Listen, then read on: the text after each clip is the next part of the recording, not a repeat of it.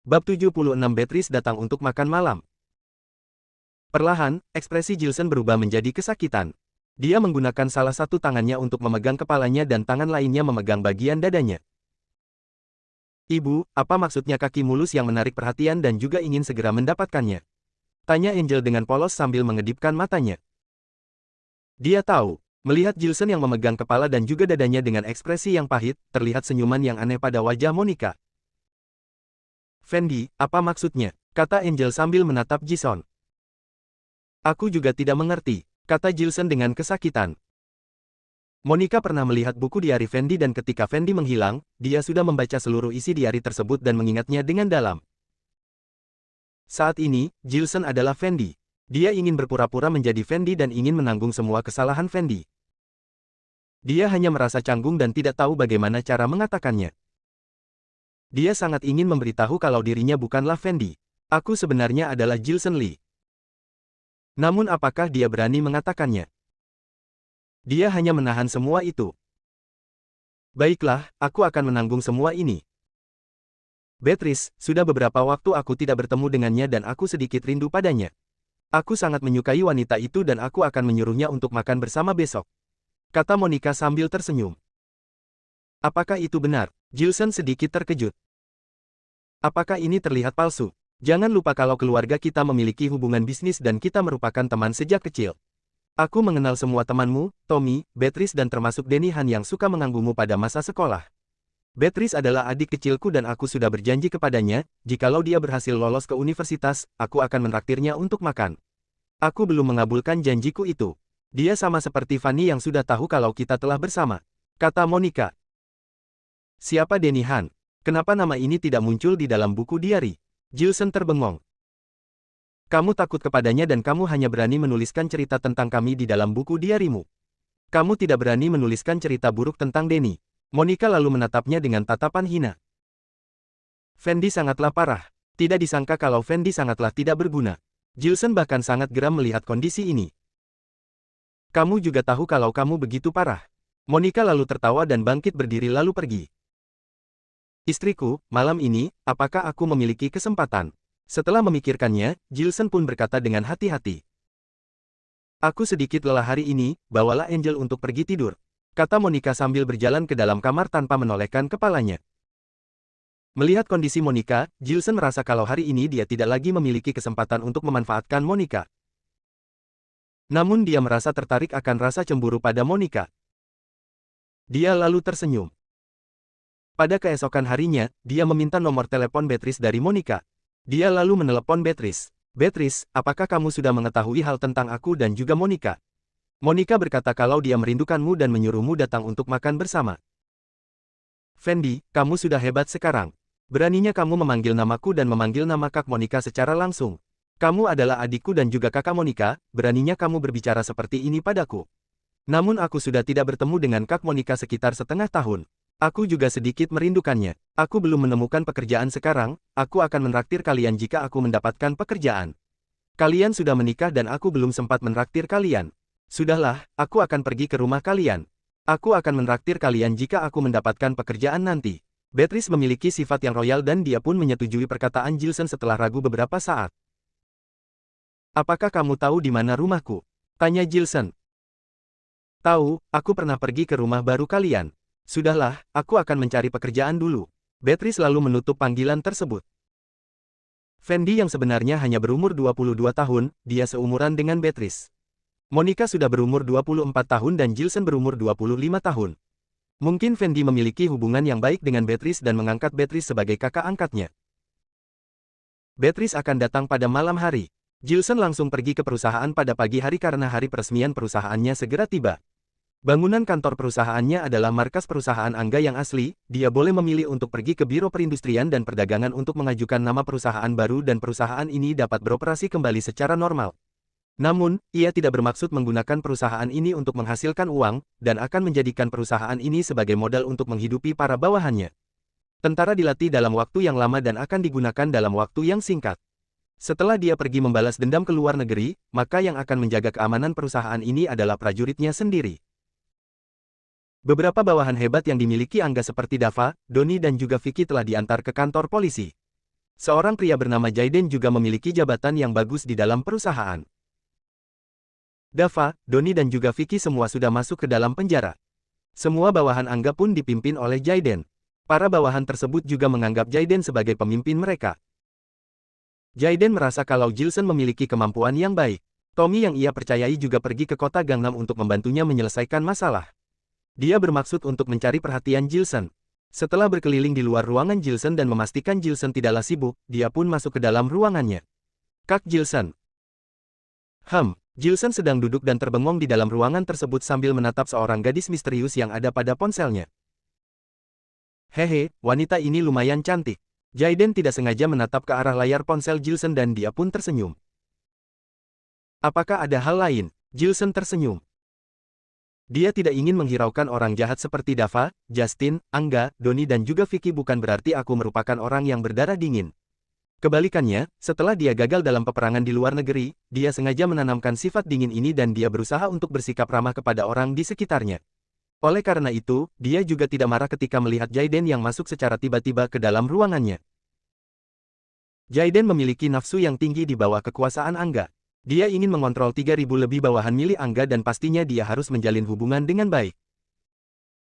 Kak Gilson, begini. Aku tahu kalau kamu tidak begitu mementingkan masalah uang dan kamu terlihat begitu kaya dan juga memiliki kemampuan yang hebat.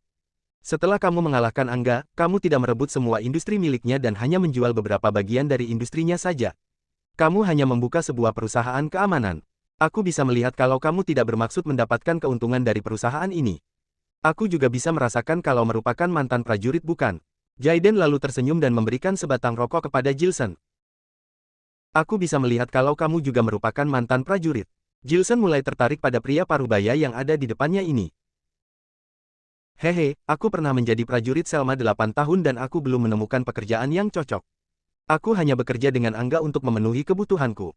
Namun aku tidak pernah melakukan hal yang melanggar hukum. Aku tidak pernah ikut bergabung ketika Angga melakukan hal yang melanggar hukum. Dulunya aku hanyalah ditugaskan untuk menjaga keamanan di salah satu klub malam. Kata Jaiden. Aku tahu kalau kamu adalah orang yang baik, kalau tidak kamu tidak mungkin bisa mencapai jabatan yang tinggi pada masa kekuasaan Angga. Dava, Doni dan Vicky adalah orang jahat dan semua orang takut akan mereka. Kamu adalah orang baik yang berpenampilan menyeramkan. Semua orang sangatlah menghormati kamu. Kamu begitu hebat karena kamu tidak menyia-nyiakan jiwa prajurit kamu.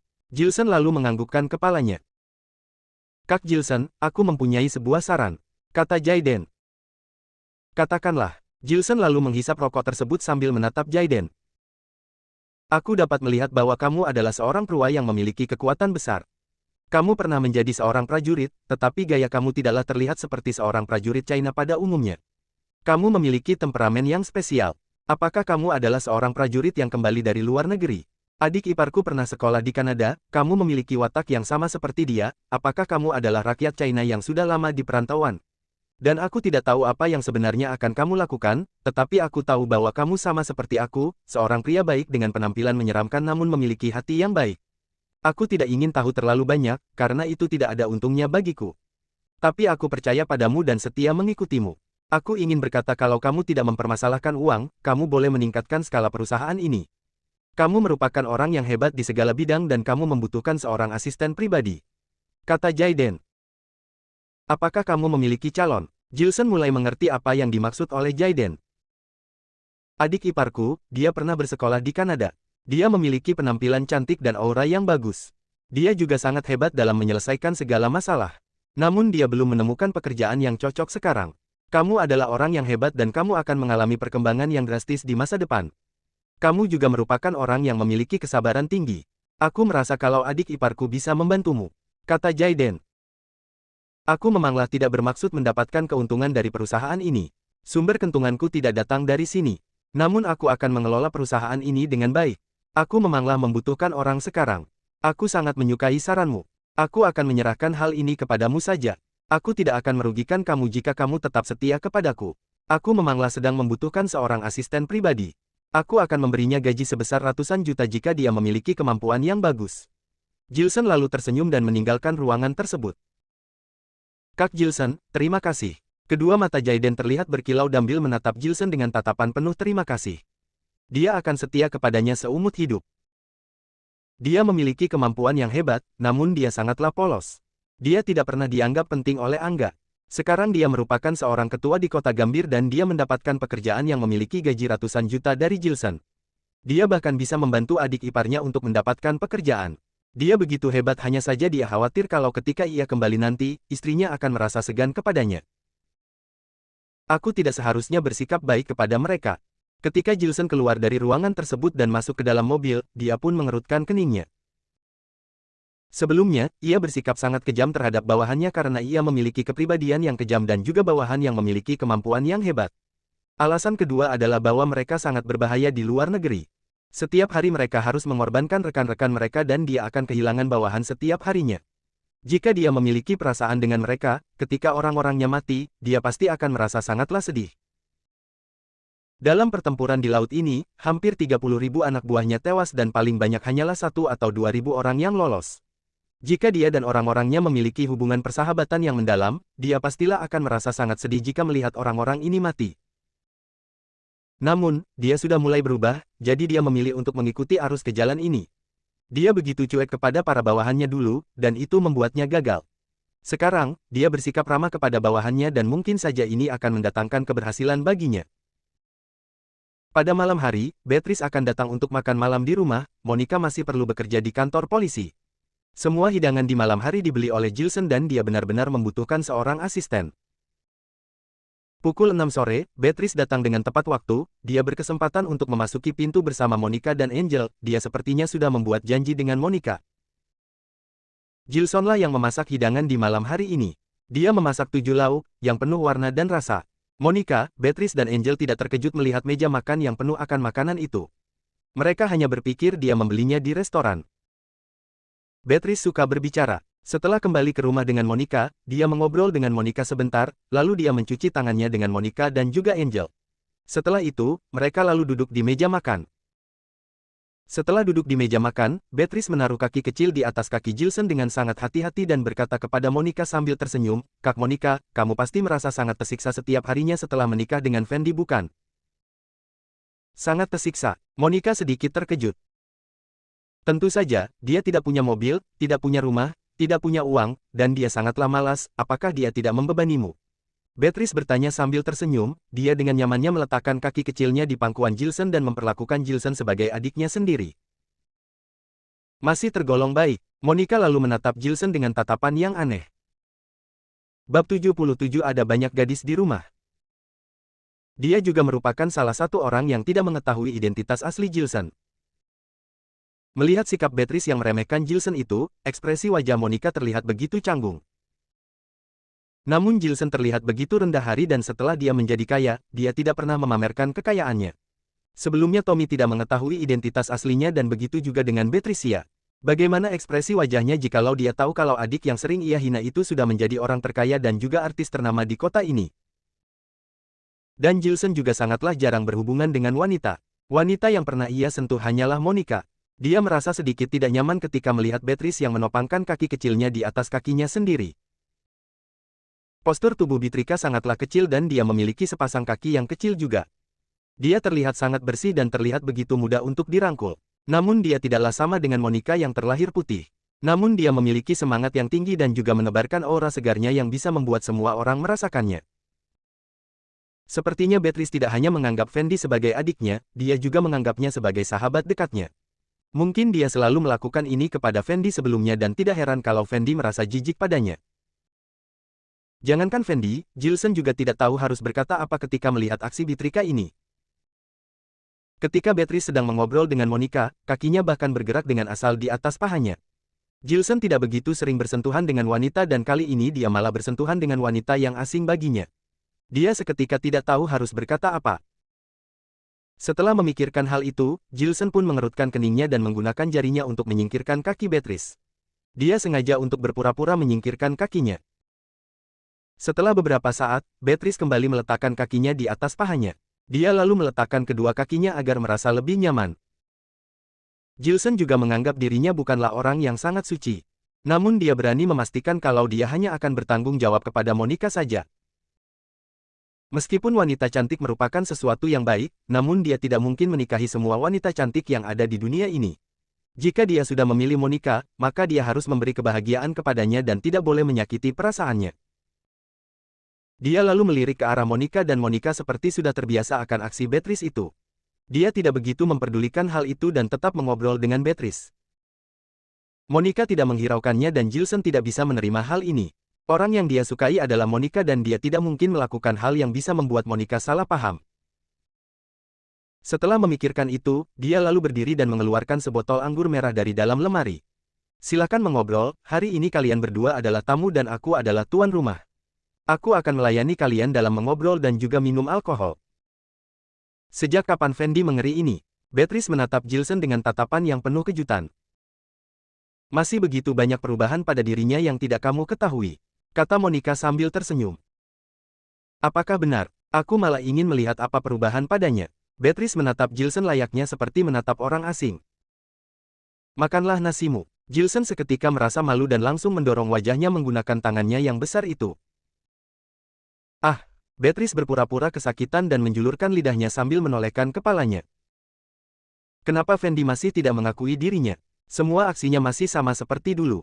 Dia juga bersikap seperti ini kepada Beatrice. Setelah melihat sikap Gilson yang begitu baik kepada Beatrice, Monica pun tersenyum di dalam hati.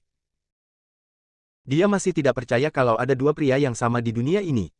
Kenapa hal yang kebetulan seperti ini bisa terjadi padanya? Beatrice, ketika kamu baru tiba, kamu berkata kalau kamu merasa sedikit tidak puas atas pekerjaanmu dan rencana mengganti pekerjaan. Kenapa? Aku merasa kalau perusahaanmu itu lumayan bagus dan juga memberikan gaji yang tinggi. Seharusnya kamu akan mendapatkan puluhan juta per bulannya setelah kamu mendapatkan ijazah nanti. Apakah kamu terlalu lelah bekerja? Kata Monica kepada Beatrice.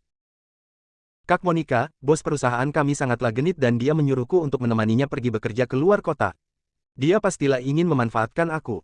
Beatrice lalu mengangkat gelasnya sambil mengeluk pada Monica. Ada hal seperti ini, kenapa kamu tidak melapor kepada polisi? Tanya Monica. Lapor polisi, itu tidak akan berguna. Bos kami merupakan seorang pria tua yang hampir mencapai 50 tahun. Dia selalu berkata kalau aku seperti putrinya sendiri dan dia mencintaiku seperti dia mencintai putrinya. Terkadang dia juga menyentuhku. Perkataannya itu juga tidak bisa membuktikan apapun, bagaimana caraku melapor pada polisi. Jikalau aku membesarkan masalah ini, mungkin aku akan diremehkan oleh rekan kerjaku. Aku akan dianggap begitu manja. Aku terpaksa mengganti pekerjaanku saja. Beatrice kembali meminum satu gelas anggur merah. Aku sedikit iri padamu karena bisa bersekolah di sekolah kepolisian. Kamu memiliki pemimpin yang baik dan juga rekan kerja yang baik. Kalau tahu begini, aku juga akan masuk ke dalam sekolah kepolisian waktu itu. Namun penyesalan selalu datang terlambat. Siapa menyuruhku untuk jatuh cinta kepada pemandangan di kota Gangnam ini? Oleh karena itu, aku memaksakan diri untuk kuliah di Universitas Gangnam. Aku hanya bisa mencari pekerjaan lain sekarang. Universitas Gangnam merupakan satu dari 4 universitas terbesar di China. Kamu merupakan alumni dari universitas ternama dan jikalau kamu pergi melamar ke perusahaan milik Stella, dia pastilah akan menyambutmu dengan gembira. Kata Monica. Sepertinya tidak, aku tidak ingin mengandalkan relasiku.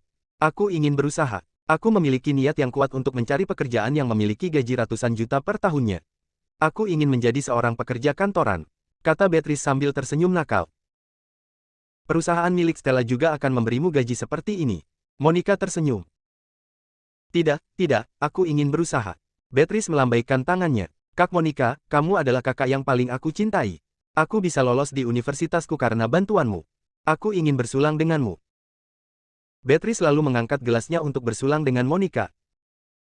Kamu adalah teman Fendi dan aku juga tumbuh besar bersamamu. Ini tidak ada apa-apanya. Monica juga mengangkat gelasnya. Di sisi lain, Gilson menatap mereka berdua dengan perasaan yang gembira. Dia melihat kadar alkohol anggur merah tersebut, 18 derajat.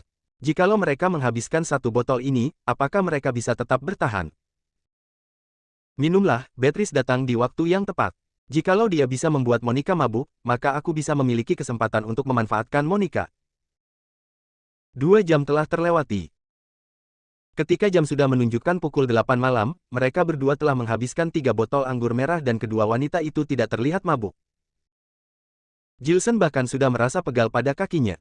Dia menatap ke arah jam dengan sedikit lelah. Angel yang duduk di meja makan itu sudah mulai mengusap matanya dan mengulurkan tangan ke arah Gilson. Fendi, aku mulai ngantuk. Baiklah, aku akan menemanimu tidur. Jilson sangat mencintai putrinya dan dia langsung menggendong putrinya itu. Ketika berjalan, dia melirik ke arah wajah Monica yang memerah itu. Dia juga berpikir kenapa dia sangat hebat dalam mengonsumsi alkohol. Sekitar pukul 9.30, Jilson pun berhasil membujuk Angel untuk tidur. Setelah itu, dia juga merasa sangatlah ngantuk. Tidak tahu kenapa, dia biasanya tidak merasa lelah meskipun dia berlatih keras selama seharian. Membuat pil adalah pekerjaan yang paling sulit. Dia bahkan sanggup untuk duduk di dalam laboratorium selama 1 bulan. Namun ketika menjaga putrinya, dia malah merasa lebih lelah dibandingkan dengan membuat pil. Dia berpikir kalau dia tidak memiliki kesempatan untuk memanfaatkan Monica lagi hari ini. Mungkin saja nantinya kedua wanita itu akan tertidur di dalam satu kamar karena terlalu lelah mengobrol.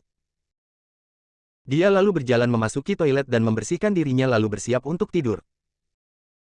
Tiba-tiba Beatrice masuk ke dalam toilet. "Ngapain kamu?" tanya Jilson dengan terkejut. "Buang air kecil." Dia tidak bisa menahan dirinya lagi setelah menghabiskan 5 botol anggur merah bersama Monica.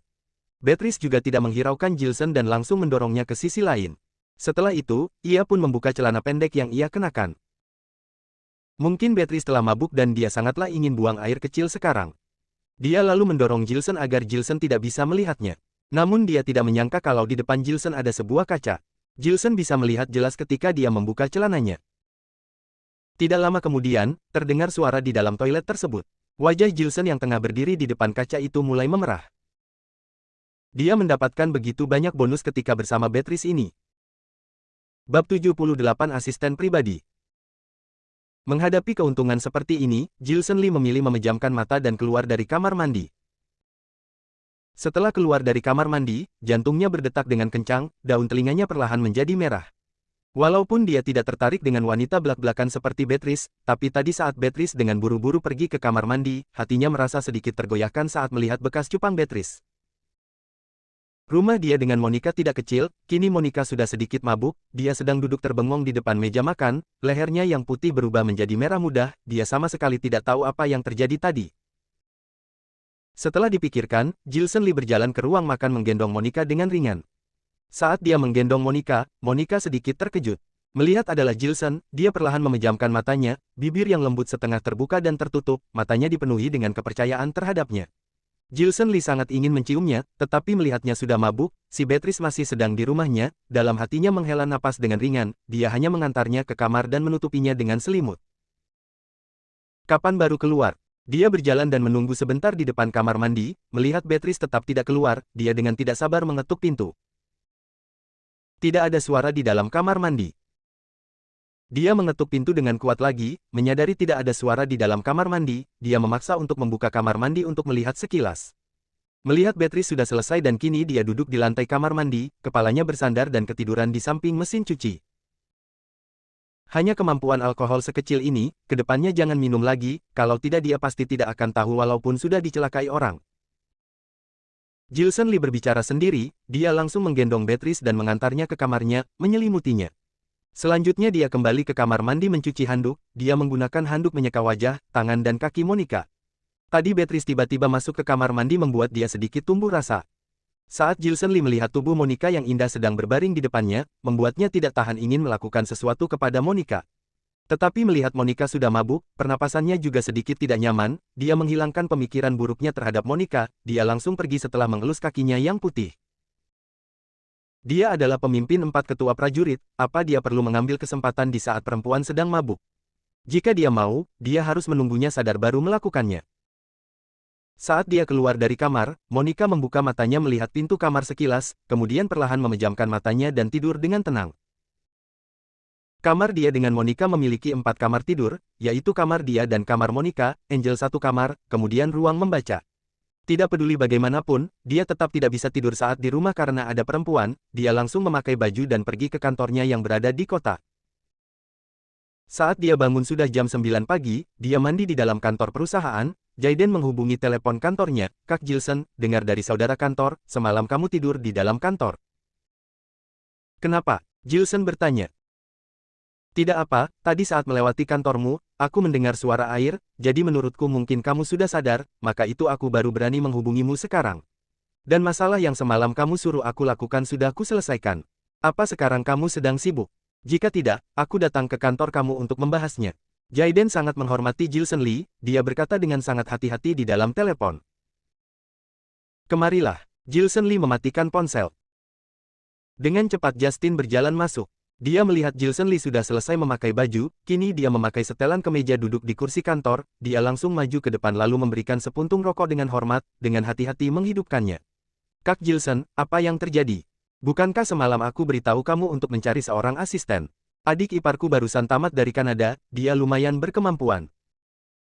Tapi ada beberapa saudara di perusahaan kita yang hubungannya tidak terlalu baik denganku.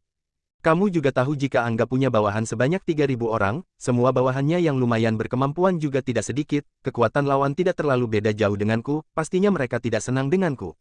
Mereka mendengar kabar aku mau membawa adik iparku ke perusahaan, mereka langsung ingin membuat semua kakak adik perempuan dan kerabat mereka ke perusahaan.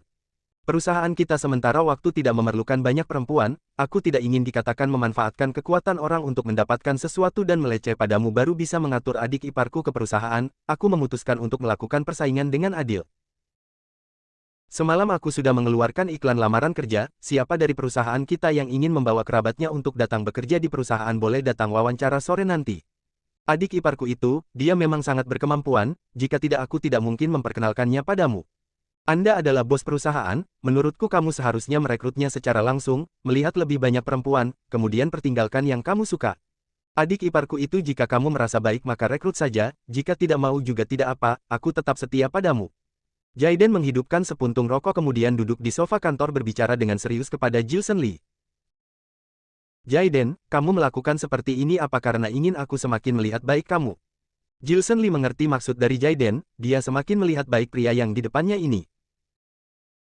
Aku tidak berani, aku hanya ingin lebih adil. Jika semua orang merasa perusahaan adil, maka hati perusahaan kami baru bisa bersatu. Jika sudah bersatu, maka hati semua orang baru bisa diarahkan ke arah yang sama. Dan juga aku sangat yakin dengan adik iparku, aku percaya keputusannya akan mengalahkan asistenmu. Jaiden berkata sambil tertawa. Baiklah, lakukan sesuai yang kamu katakan.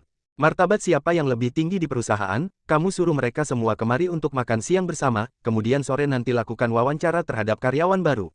Gilson Lee berkata. Baik, Jaiden menganggukkan kepalanya dengan kuat. Semuanya dilakukan dari awal, Gilson Lee mengulang dari awal, dia kembali mengajak bawahannya, kemudian membuat dasar hubungan bawahannya menjadi stabil agar jalan dia ke depannya bisa semakin jauh. Sebelumnya walaupun pasukan Teano Kobe adalah pasukan tentara bayaran tingkat internasional, tetapi hubungan inti pasukan tentaranya sangat kacau, persaingan setiap partai sangat gawat. Dia mengira menggunakan tenaganya sendiri sudah bisa menenangkan semua bawahan ini, tidak peduli seberapa kacau yang mereka ributkan, semuanya juga akan menunduk di depan kekuatannya.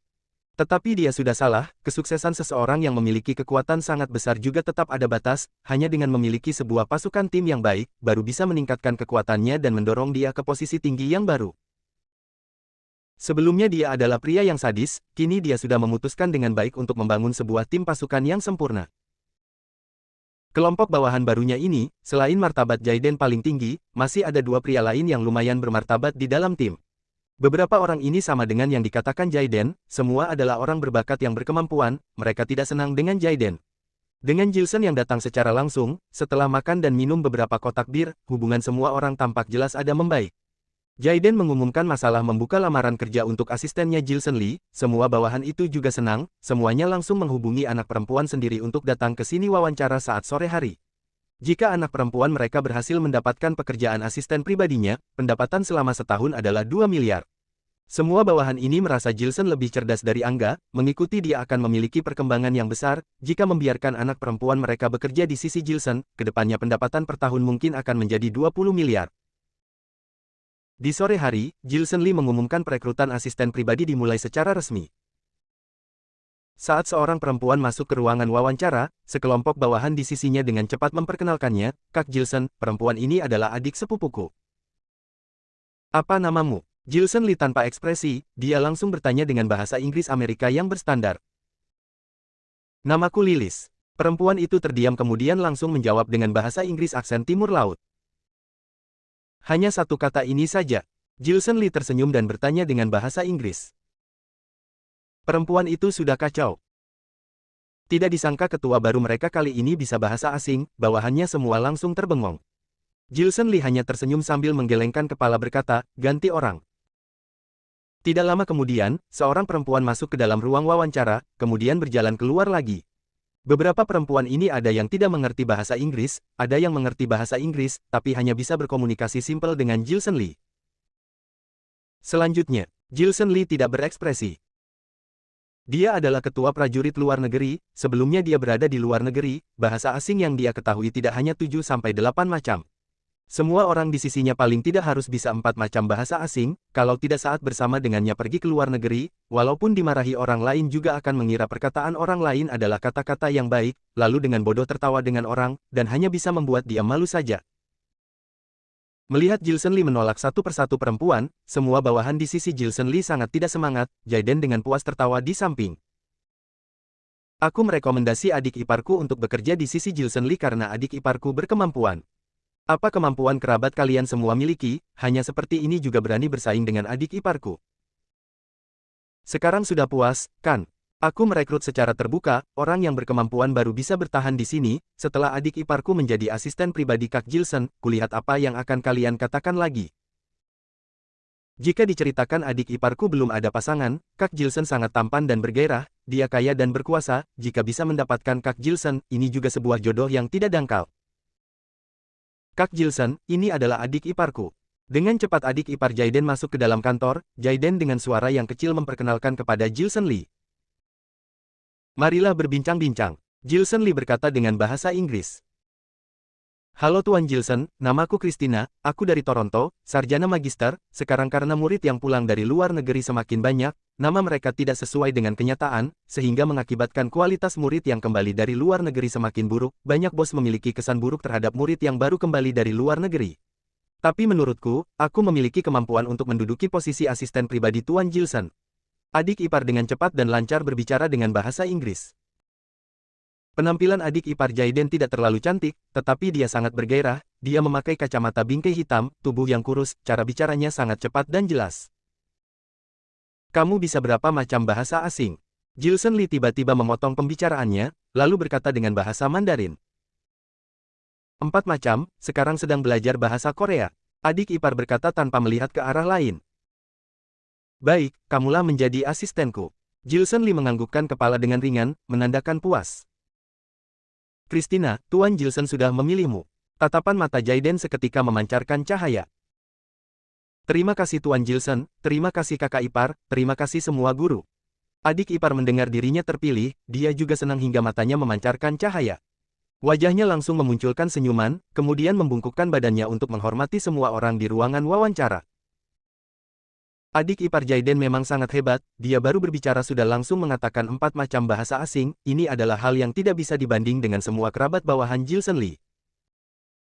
Melihat adik ipar Jaiden sudah mau menjadi asisten pribadi Jilson Lee, ini adalah sebuah posisi yang sangat dihormati semua orang dan Jaiden adalah orang yang sangat penting di sisi Jilson Lee, hal ini membuat semua orang sangat sedih. Dengan cepat, Jilson Lee berdiri dan mau pergi. Tiba-tiba seorang perempuan berambut pendek masuk ke dalam, dia langsung menabrak ke dalam pelukan Jilson Lee. Maaf, aku sudah telat. Perempuan dengan sekujur tubuh dipenuhi dengan bau alkohol, wajahnya yang cantik tampak kemerahan. Apa kamu tidak tahu mau wawancara? Kenapa masih minum bir? Jilson Lee tidak senang, dia tidak ada kesan baik terhadap perempuan yang telat dan minum bir ini. Maaf, aku semalam minum bir, karena minum terlalu banyak, jadi sampai sekarang aromanya belum menghilang. Aku tidak menyangka bisa minum begitu banyak bir, maaf sekali. Perempuan ini terkejut hingga terlihat seperti kelinci kecil, dia langsung menaikkan wajahnya yang kemerahan menjelaskan kepada Jilson Lee. Saat perempuan baru menaikkan kepalanya, detik dia saling bertatapan dengan Jilson Lee, mereka berdua langsung terdiam. Tidak disangka adalah dia. Bab 79 Apa kamu tahu kamu sedang bicara dengan siapa? Tidak disangka adalah kamu, si perempuan mengatakannya. Dia adalah Beatrice, kini dia memakai baju kerja, kedua kakinya yang kurus memakai stoking hitam dan sepasang sepatu hak tinggi hitam. Walaupun dia berdandan dengan sangat dewasa, tetapi rasa kanak-kanaknya belum menghilang. Dia masih memakai kacamata yang besar, sehingga membuat matanya terlihat sangat besar, penampilannya sangat manis dan imut. Setelah dia melihat Jilson Lee, matanya yang besar langsung bergerak dengan cepat, dia tiba-tiba memukul dada Jilson Lee. Kamu hebat ya, tidak disangka kamu duluan kerja di perusahaan ini dibanding aku. Mehem, Gilson Lee terdiam sebentar. Kak Gilson, aku mengenal semua kerabat dari semua petinggi di perusahaan ini, aku tidak kenal perempuan ini, mungkin dia mendengar kabar rekrutmen dari perusahaan kita, jadi dia ingin datang untuk melihat keberuntungannya. Jaiden langsung berbisik di samping Gilson Lee. Perempuan ini lebih cantik dari adik iparnya, gairahnya juga tidak kalah dari adik iparnya, Jaiden seketika langsung muncul rasa waspada. Dan juga sepertinya perempuan ini kenal dengan bosnya. Bagus-bagus, kamu memang sangat bagus. Aku dengar kabar perusahaan ini baru saja didirikan, kemampuan bosnya sangat hebat dan juga belum resmi dibuka, dia mau mencari asisten pribadi, gaji per tahunnya ada 2 miliar. Apa yang kamu lakukan di sini? Menjadi penjaga keamanan. Beatrice merasa sangat kebetulan, dia langsung dengan tertarik melihat Gilson Lee. Sifatnya yang belak-belakan sudah lupa di mana dia berada dan apa yang mau dilakukannya. Tunjangan dari perusahaan ini lumayan bagus, bahkan juga memberikan kamu seragam penjaga keamanan, tampaknya sangat mahal. Beatrice meraba bahan baju kemeja mahal milik Gilson Lee. Melihat gaya Beatrice yang belak-belakan, Gilson Lee. Beberapa ketua yang berdiri di sisi Gilson Lee, semuanya langsung menjadi canggung. Haha, aku datang untuk melamar menjadi asisten pribadi bos, jika aku berhasil mendapatkan posisi asisten pribadi bos, aku akan dihormati dengan semua orang, pendapatan per tahun 2 miliar. Tapi semoga bos ini tidak mesum, jika dia sama dengan bosku sebelumnya, aku rela memecat dia. Hei, bagaimana dengan bos perusahaan kalian? Apakah karakternya baik? Jika karakternya baik maka aku mau melamar posisi asisten pribadinya, sampai saat itu aku akan melindungimu. Beatrice dengan penampilan yang suka menggosip, matanya menjadi tersenyum seperti bulan sabit saat berbicara dengan Gilson Lee, sehingga terlihat ada rasa licik yang tidak bisa dikatakan. Melihat gaya Beatrice, Gilson Lee seketika menjadi tidak berdaya. Asisten pribadi yang barusan direkrut Gilson Lee juga menjadi sangat canggung. Sudahlah, aku tidak omong kosong denganmu lagi, aku masih mau melamar kerja. Di mana bos kamu? Beatrice menggunakan punggung tangannya menepuk dada Gilson 2 kali, dia mencari bos di dalam ruang wawancara. Di ruang wawancara ini total ada belasan orang, selain Gilson Lee dan adik iparnya, semua adalah orang hebat milik Angga sebelumnya. Tommy adalah ketua di kota Gambir, tetapi ketua asli di kota Gambir adalah Gilson Lee. Semua orang tahu jika Tommy hanyalah bawahan yang dipercayai oleh Gilson Lee, sekarang Angga sudah jatuh, jika mereka ingin ditempatkan di posisi yang berpengaruh, maka mereka harus baik-baik dengan Gilson Lee, meleceh si dewa Gilson Lee dengan baik-baik. Saat Gilson Lee mewawancarai asisten pribadinya, rata-rata ketua penting di bawah Angga sudah datang semuanya. Beatrice melihat sekilas, semua pria ini tidak berekspresi sama sekali. Dia melihat kebanyakan penampilan semua pria ini sangat galak, ada yang botak, ada yang dengan tidak jelas terlihat tato di tubuhnya, yang paling muda berumur 27 tahun, yang tua sudah umurnya sudah 35-36. Beatrice mengira ini adalah sebuah perusahaan yang resmi, setelah melihat tampak galak dari semua pria ini, wajahnya perlahan muncul ekspresi tidak suka, dia berbicara kepada Gilson Lee dengan suara yang rendah, apakah semuanya begitu tua? Siapa dari mereka adalah bos dari perusahaan ini? Gilson Lee tertawa dengan canggung, dia melihat Beatrice yang sedang berbicara sendiri. Semua pria di sisinya tidak ada ekspresi sama sekali, ketua mereka ada di sini, siapa yang berani mengakui diri mereka adalah bos dari perusahaan ini. Gilson Lee tidak berkata, siapa yang berani berbicara di depan Gilson Lee. Gilson Lee mau menstabilkan kekuatan bawahannya, semua bawahannya ini juga sangat takut dengan Gilson Lee. Mereka semua tahu jika Gilson Lee sudah mematahkan sepasang kaki Dava, melukai Donnie, bahkan Vicky juga jatuh dalam satu tembakannya. Dia adalah orang yang sadis, tingkat kesadisannya tidak kalah dari Angga mantan ketua kota Gambir. Bos kalian, pasti lebih tua, kan? Aku sedikit tidak ingin untuk wawancara lagi. Beatrice perlahan muncul rasa untuk mundur. Kenapa? Gilson Lee menghidupkan sepuntung rokok, kemudian berjalan ke tempat duduk utama di ruang wawancara, lalu tersenyum melihat Beatrice yang memakai baju kerja. Karena semua orang dari perusahaan kalian sangat tua, jadi menurutku bos kalian juga sangat tua. Apa kamu tahu? Mantan bosku adalah si tua mesum. Penampilannya sangat jelek, dia botak dan terlihat sangat licik saat tersenyum. Dia sudah menjelang 50 tahun, tapi masih ingin mendapatkanku, jijik sekali. Jadi menurutku semua pria tua tidak ada yang baik. Perusahaan kalian ini tampak tidak jelas juga, bahkan tidak ada perempuan sama sekali, aku muncul rasa tidak ingin melamar lagi. Beatrice mencemberutkan bibirnya. Bos perusahaan ini sangat hebat, statusnya di kota ini sangat tinggi. Dia kaya dan berkuasa, asisten pribadi selama 1 tahun mendapat pendapatan 2 miliar, bos sangat murah hati, setiap saat boleh menambahkan gaji untuk bawahannya, apa kamu tidak tergoyahkan dengan tunjangan kerja sebaik ini? Jilson Lee bertanya. Tergoyahkan, keluargaku tidak begitu kaya, aku sudah tergoyahkan jika bisa mendapatkan kerja dengan gaji 20 juta per bulan. Hanya saja aku rela mencari pekerjaan yang lebih susah dan bersih, juga tidak mau dihidupin oleh pria tua. Kamu juga mengenalku, aku bukanlah orang seperti itu. Beatrice mengerutkan alisnya, dia diam-diam melirik semua pria yang berdiri tegak di ruang wawancara. Jilson, kamu berani sekali ya duduk di tempat duduk pewawancara. Kamu terlalu tidak tahu aturan, ya. Apa kamu tahu? Tempat yang kamu duduki sekarang hanya bos perusahaan ini yang punya hak duduk di sana. Kamu hanya penjaga keamanan saja, beraninya kamu duduk di tempat bos. Cepat ke sini, susah bagimu untuk mendapatkan pekerjaan, hati-hati dipecat jika terlihat oleh bosmu. Dan juga apa kamu tahu dunia kerja itu sesulit apa? Aku dengar kabar banyak orang tua tidak terlalu suka dengan orang baru, mereka selalu menindas orang baru, semuanya sangat jahat. Di ruang wawancara ini banyak orang, hati-hati mereka beritahu bosmu secara diam-diam, kemudian menyuruh bosmu diam-diam mempersulit dirimu. Beatrice terkejut setelah menyadari Jilson Lee duduk di tempat pewawancara, dia langsung menariknya. Tampak jelas Beatrice dan Jilson Lee saling kenal, hubungan mereka juga tidak dangkal. Bahkan sifat perempuan ini sangat polos, dia tidak hanya sangat cantik, dia juga sangat manis karena kebodohannya, sehingga membuat orang merasa sangat imut, kebetulan dia adalah gaya yang disukai banyak bos. Tapi karena dia adalah teman dari Jilson Lee, kenapa dia tidak tahu identitas Jilson Lee? Apa dia salah kenal orang? Jaiden berdiri dengan tegak di sisi Jilson Lee, melihat Beatrice menarik Jilson Lee seperti orang yang sangat akrab, otot di wajahnya seketika menjadi kram. Jika dia benar salah mengenal orang, dengan sifatnya yang manis karena bodoh dan mendapat kesan baik dari Jilson Lee, kemudian tanpa sadar mendapatkan ketertarikan dari Jilson Lee. Jika dia menjadi asisten pribadi Jilson Lee, maka adik iparnya tidak ada harapan lagi. Perlahan-lahan ekspresi Jaiden berubah menjadi dingin. Beraninya kamu. Ada apa denganmu? Beatrice terkejut dengan teriakan tiba-tiba dari Jaiden, dia dengan terkejut melihat Jaiden yang kekar di samping Jilson Lee.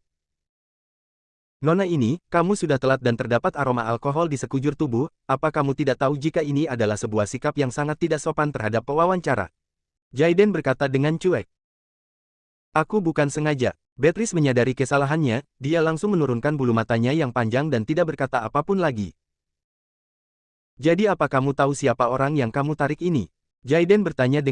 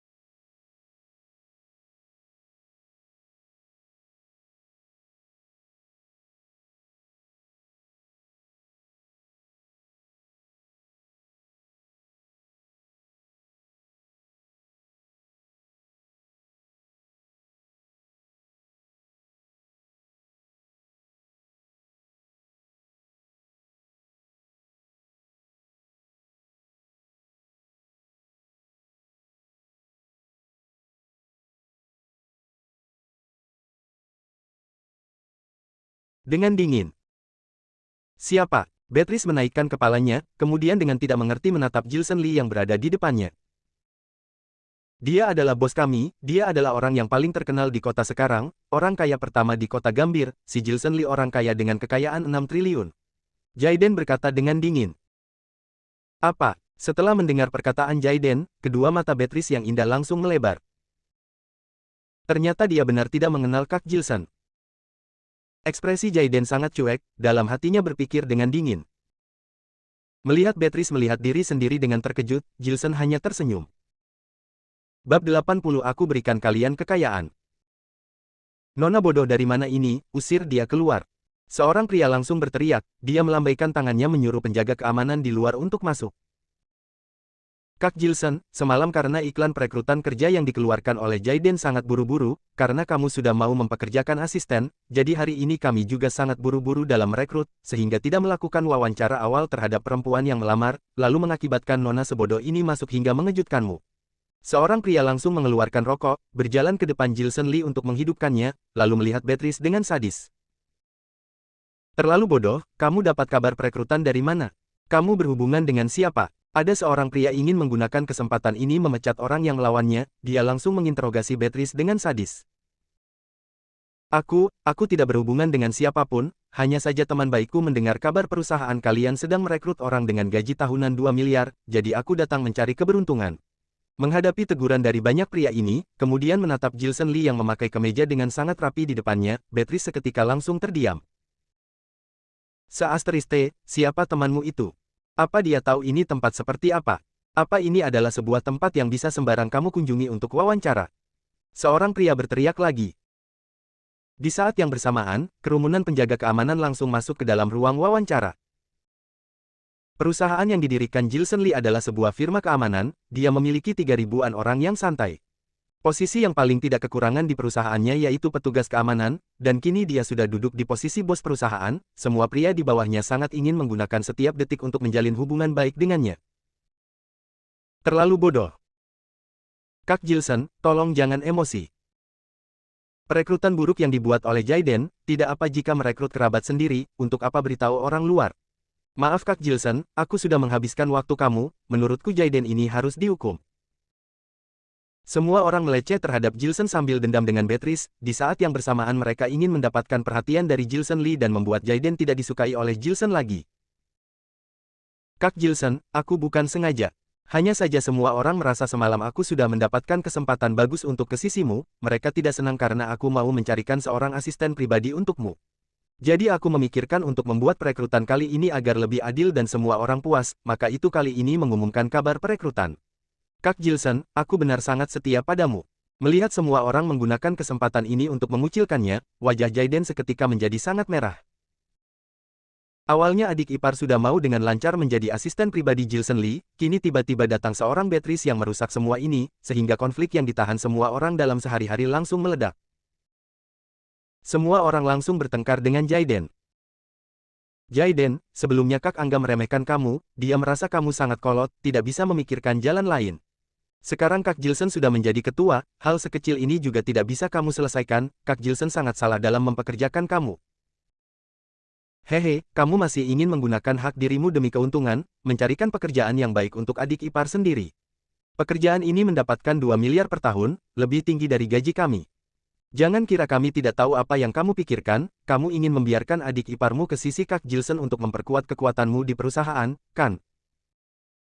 Kak Gilson, orang yang semakin pintar akan semakin dibenci, si Jaiden ini berpura-pura pintar, utus saja dia ke bawah untuk jaga lapangan. Seasteriste, kalian mengucilkanku.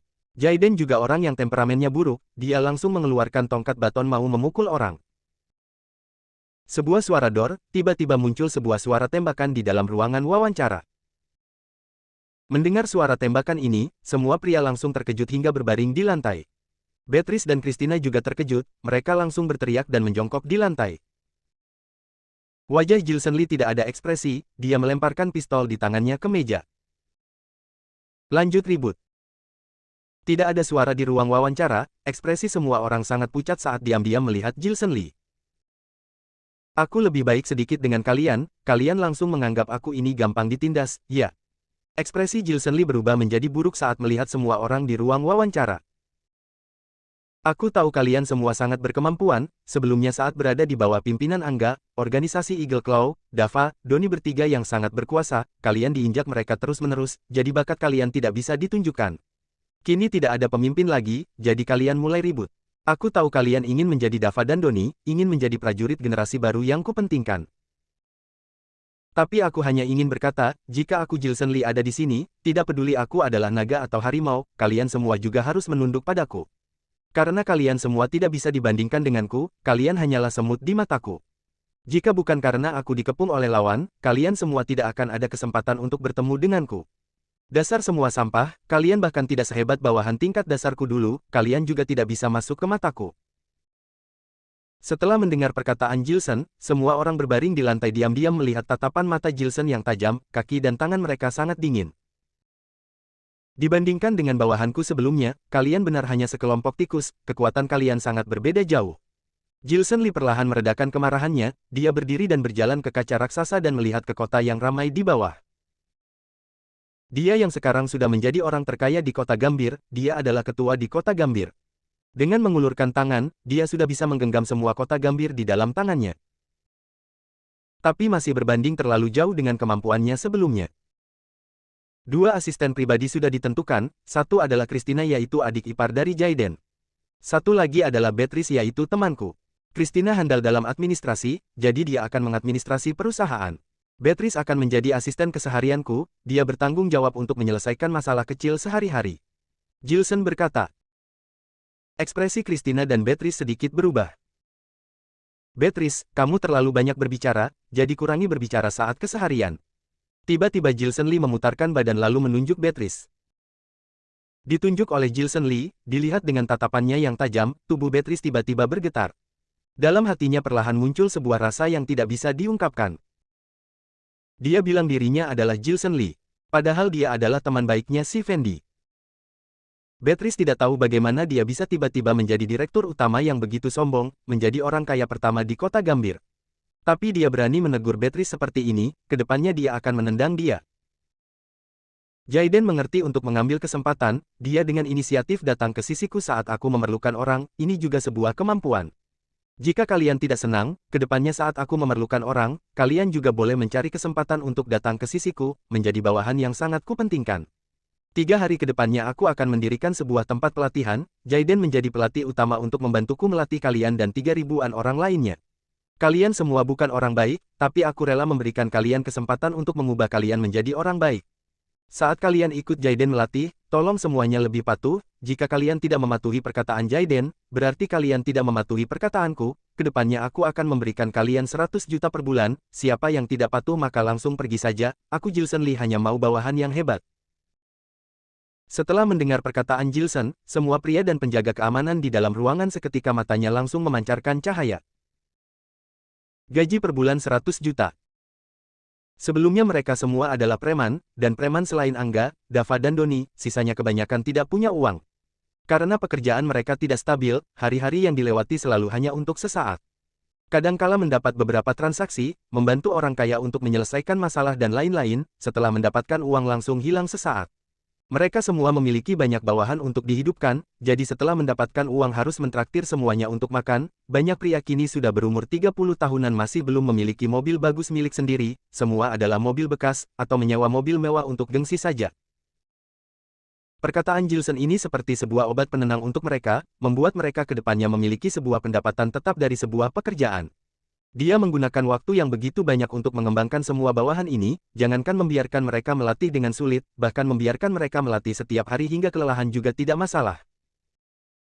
Ketua Gilson ini lebih hebat dari Angga, sebelumnya selalu Angga yang mendapatkan banyak uang, semua bawahannya mereka ini hanya bisa minum sedikit kuah. Ketua seperti Jaiden yang setiap bulan memiliki pendapatan 20 juta yang stabil per bulan sudah lumayan bagus. Melihat ke arah Gilson, hati mereka selain rasa takut, perlahan muncul rasa hormat. Aku adalah orang terkaya di kota Gambir, dia memiliki harta sebanyak 6 triliun. 2 asisten pribadi, Jaiden, kalian semua adalah orang di sisiku, memberikan kalian gaji tahunan sebanyak miliaran tampaknya aku terlalu pelit, hari ini aku menaikkan tunjangan kalian, Jaiden dan 2 asisten pribadi gaji tahunan kalian diganti menjadi 20 miliaran, setiap bulan sekitar 2 miliar. Gilson Lee tersenyum kemudian mengisap rokok dan mengatakannya. Apa? Tatapan semua orang menjadi terkejut. Lakukanlah dengan baik, jika kalian mau setia padaku, aku akan memberikan kalian berkat. Gilson memutarkan badannya kemudian dengan ringan menaikkan tangan kanan melihat kota di bawah kakinya. Semua orang ini terlalu murah, sebelumnya semua prajurit bawahannya siapa yang gaji tahunannya bukan di atas 200 miliaran, siapa yang tidak memiliki kekayaan sebanyak 2 triliunan hingga 4 triliunan. Dia Gilson tidak pernah sembarang berbicara, dia berkata akan memberikan berkat untuk orang, maka dia akan melakukannya.